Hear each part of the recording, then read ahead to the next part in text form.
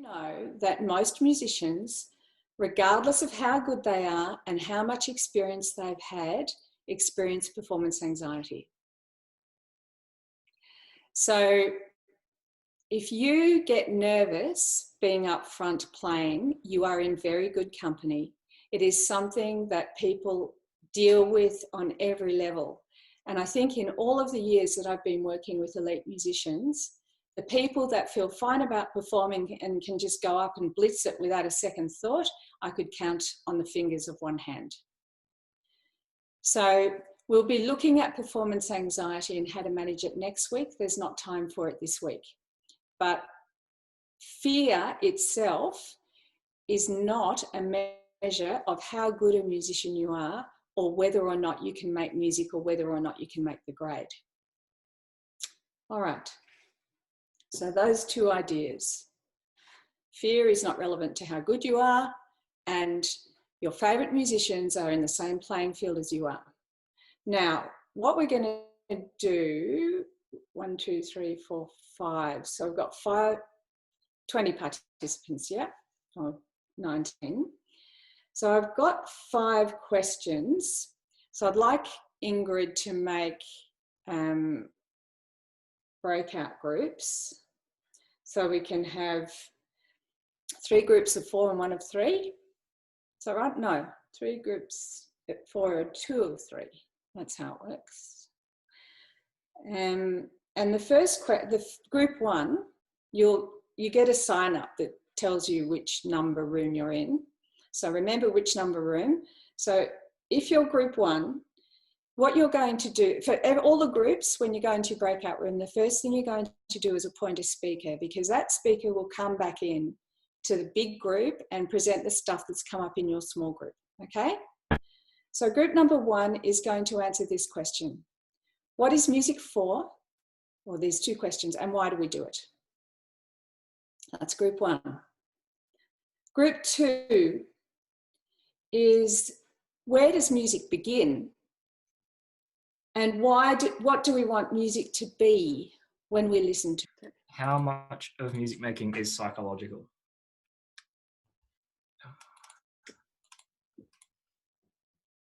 I feel like a lot of it is, because if you can go through the motions of playing, but if you're not really thinking about what you're doing, is it the same as when you're actually really thinking, or what do I want this to sound like, or everything? You can just, like, if you think back, when you play scales and you're just going through the motions because you have to do them or whatever. But if you actually stop and think about what it is you want to achieve from the scale, then that's it automatically sounds better, or at least it does for me. Yeah. And you can always, and it's no good to practice a lot badly, Yeah. If you're having a really bad practice, there's no point in going for 2 hours. Yeah. And that sort of comes to that thing that you hear a little bit about. There's a difference between just playing through a piece, playing through the notes or the dynamics or the articulations, and then actually playing the music. It's sort of what you want to do in the piece, how you want to tell the story of the piece, what emotions you want to get across, which would probably go along the psychological side. You've got to sort of think about how you want to do it and how you're going to get that out of whatever instrument it is. Yeah. Yeah, and I think also that you can choose what aspect you're going to think about or focus on as well. Maybe you're thinking about that emotional aspect, or maybe you're just you've decided it might appear from the outside like you're just playing through, but it's I've just decided I want to have fun, and I'm thinking about having fun, but it's not mindless like the scale thing. Got everyone back. Terrific.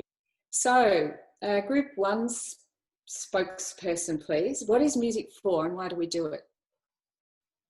Okay. I'm trying to reword my last sentence, so sorry if this doesn't make sense. My group members are extremely eloquent. I am not going to be. We started with a quick brainstorm of some of the reasons why we make music, storytelling from the listener's perspective or the performer's perspective, something to do, relaxation, creating, performing, and then we realized we're really just listing all things that we enjoy. So that list is going to be unique to everyone. we decided that if you have a particular attitude toward music and you're going to have a particular experience listening or performing certain kinds of music, or maybe composing even, then the reason that you make music is going to be unique, infinitely unique across the scope. But there's plenty of good ones. That's fantastic. Well done. Group 2, where does music begin? And what do we want music to be when we listen to it? I'm the spokesperson. So our group, we sort of a little bit stuck at the beginning because we're thinking like, where does the music begin? We sort of look at different perspective. Some of us think like, thinking about the history of the music, how the music began. And then some of us thinking about the scientific side of it, like how the sound started, how is music like, what does it mean to have music, and then we talked about how do we want the music to make us feel, or to what do we hear when we listen to music. So we talked about how we listen to the flow of the music, how it connects to the emotion, the culture wisdom. So what does the music teach us, and where does it come from? The lyrics and the instrumentation, and also like how does the music make us feel like internally, different layers and different feelings. Yeah, so that's where we are. Beautiful. This is lovely. Group 3, if two different people play the same piece of music at the same tempo and the same volume, what do you think it is that makes one fun to listen to and the other one dead boring? So we just made a bit of a list, things that we think make it good to listen to: musicality, their expression and emotion, their phrasing. This is all assuming the same level of technique, by the way. A connection like between themselves and the audience and the music and the instrument, the intention or the feeling that they're bringing to it, the stage presence, and possibly like life or performance experience as well. Stuff that could make it boring is if they're bored themselves, a lack of any of the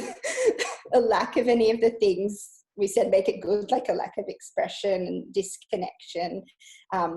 We also mentioned monotony, like if you just listen to like really similar music for like an hour or something, it could get boring. Then we also made note that experience will be subjective, so two people could sit in the same audience, so one person could think it was good and one could think it was boring. That's all. Terrific, thank you. Group 4, how much of music making is physical and how much of your body do you use for it? And because you were powering on with that question, I asked you to think about breathing, the role of breathing in music making as well. Jackson. So we were still thinking a bit about breathing before the countdown started and we started like panicking.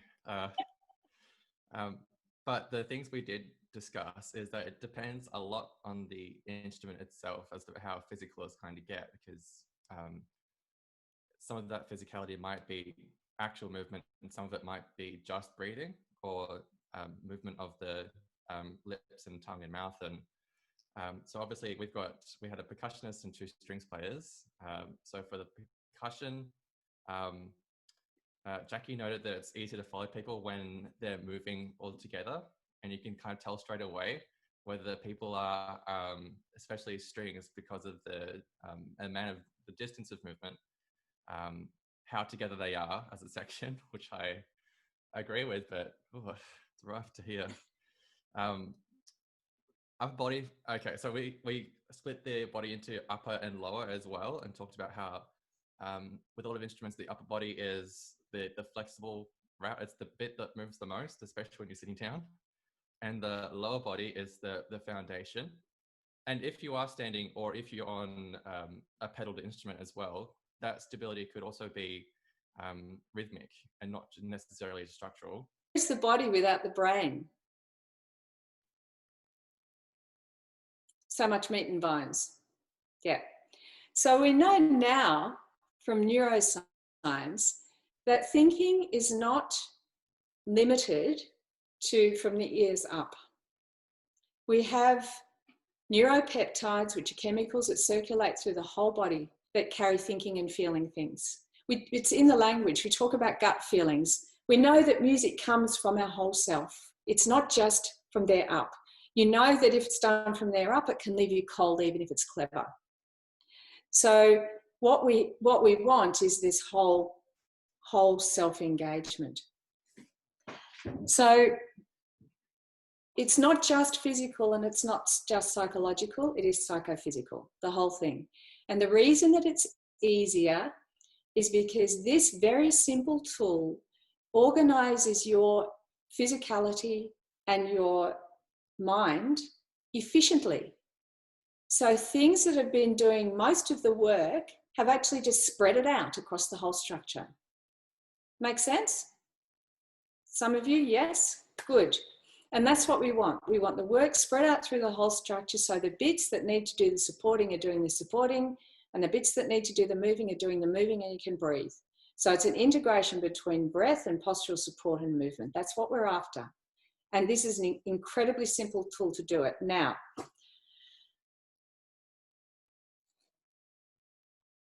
it's not all there is. It's a start. If that's all there was, I've been teaching Alexander's technique for 30-something years, 31 years now, and I've been a physiotherapist for 40-something years. So I've been working in this area for a long time. And if that's all it was, I would be bored stupid by now. But instead of that, I'm still fascinated and I'm still on a learning edge. So this is what I want you to go away with is a tool that you can immediately put into play in your music that you can use for yourselves and experiment with and muck around with, okay? And as you work with it more and more and more, as you get more knowledge and more experience, it fleshes out just like a body does. This is like the skeleton. And the genius of it is, what we want to do is we want to find a simple tool that takes into account the complexity of what we're dealing with. Because what you are doing is incredibly complex, and that's what you're wanting to pay attention to is, or to be available for, is the complexity. Yep. So this is the tool to do it, and it's really simple. It's free my neck so my head can move, so all of me can follow to do this job. Yep. Good. Now, Ingrid's going to put you into breakout rooms again. This time 4 in a room instead of 5. And you're going to play your instruments to each other, just a really short phrase. So we'll probably need to take a bit longer. Ingrid's given me permission to go half an hour over, so I'll be occupying your airwaves until 11:30, sorry. So I'm going to give you 10 minutes for this, or come back at 10 past, yeah? And what you're going to do is the same thing as you just did, but this time it's playing your instrument. Have you percussionists got something with you, like a snare drum or something? Where are you? Yeah, even if it's body percussion, I don't mind. I can see Jacqueline's lips moving. So it doesn't matter what kind of percussion, it can be clapping or whatever, I don't mind. So what you're going to do is you're going to play a phrase, some like real music, not just mucking around, and not a scale or an arpeggio, a phrase of music, a line. And you're going to do it in your normal way first. And then you're going to give yourself the instruction to free my neck so my head can move, so all of me can follow to play this piece of music. Okay? For everyone, every time you get up in front of an audience, I call it a pants down experience, like you risk blowing it. And that's part of the magic of live performance. But what you risk everything, you've got everything to gain as well. And if you put in the practice work and you have a tool that brings you back in the moment, then you're going to be well set up. I'll answer that straight away. So this is just a little exercise to show you, it's a tiny bit of anatomy so you've got a bit of orientation for your head and neck. So what I'd like you to do now, all of you, is to put your hand on your body where you think your head and your neck meet. This is for your purposes, not for mine. Okay, so there's a bit of difference, isn't there? Some of you, yeah, okay, you can put your hand down. Some of you are putting your hands here, and some of you up here. So I'm going to show you where it is, because where you think your unconscious ideas about where things are in your body and how they work is how you will use them. We always behave according to perception. So this is where your head sits on your body. 2 fingers on the pads behind the holes in your ears. There. Just nod. That's right, where your head sits on your spine, where your head and your spine meet. Everything above there is your head. Everything below there is your neck. Everything in front of there is your jaw. Okay, so your head is from the level of your cheekbones up. So your neck goes up a lot higher than you think it does. So the other thing is that the center of gravity of your head, it attaches there. The center of gravity is kind of in front. So when you free your neck, your head will have a natural tendency to fall forward. You know, if you go to sleep on the train. And fortunately, what we've got is there's wonderful muscles around here that are really sensitive to movement and stretch. So that if you do go to sleep on the train and your head starts to fall forward, they go, wake up, to bring your head up again. So what we want is just enough tension in those muscles, only to stop your head from falling down. We don't need any more.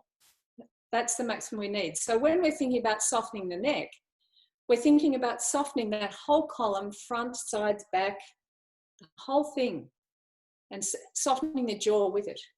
So that when we do that, it opens the airway, and it has also, this is the highway between the head and the body. All information passes through. And we know from neurological studies that the quality of muscle tone in your neck actually influences the quality of muscle tone right through the body. So that's why this emphasis is on freeing your neck. In Alexander jargon, we call it primary control. It's the first thing. So when in doubt, free your neck. Okay? Now, if this is your body, and you can do this with me. This is your body. This is your head. Weighs 3.5 kilos. If I was there with you, I'd hand you a 3.5 kilo weight so you could hear it, feel it. So this is your head on top of your body. All right? It's not there, and it's not there. It's right on top, balancing on top of your spine.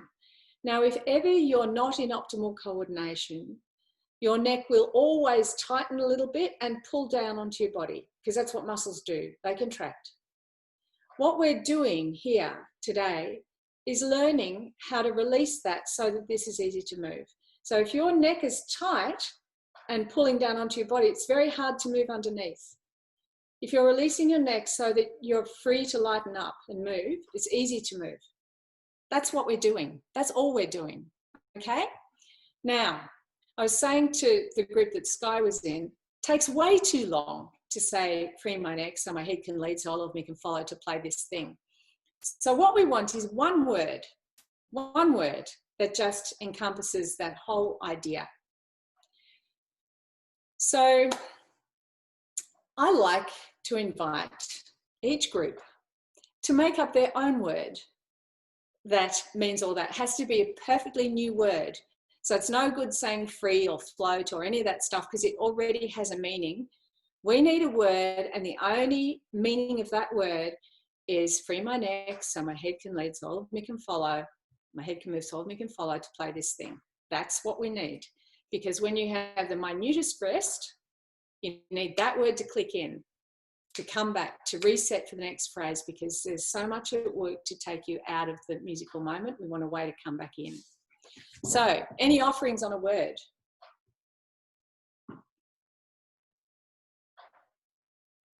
How about freckloose? Freckloose. Freckloose, like free and neck and loose. Oh, I reckon it could be a goer. I'd like a shorter thing. Be like this. You shouldn't have a chin tuck happening. And you shouldn't be back. You should be comfortable and neutral so that the front of your throat is as open as the back of your neck. And allow your elbows to rest on the floor and put your hands somewhere comfortable on your torso.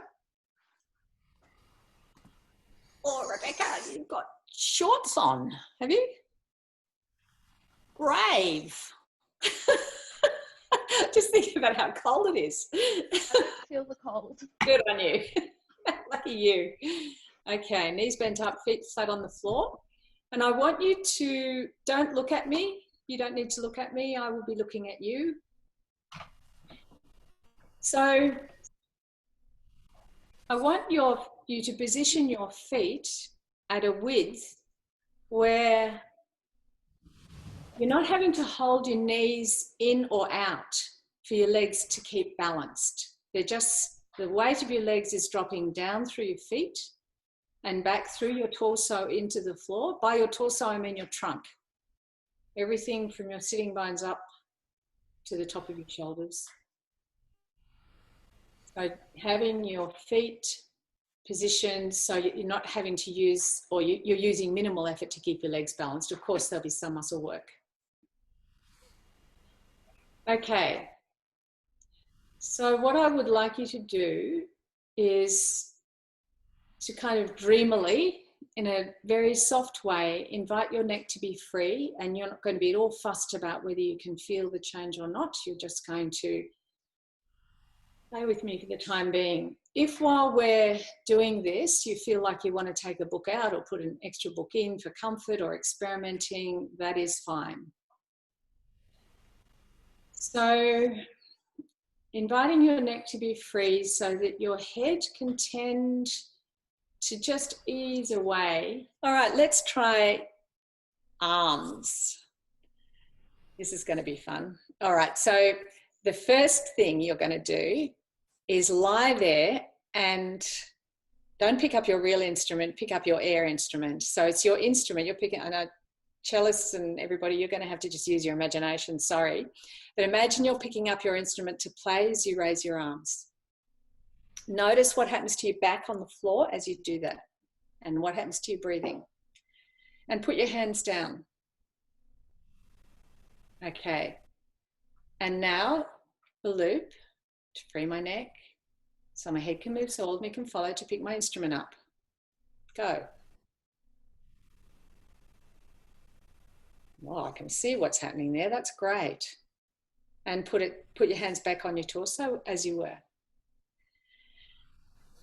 So somewhere comfortable on your tummy with your hands rather than on the floor. That's it.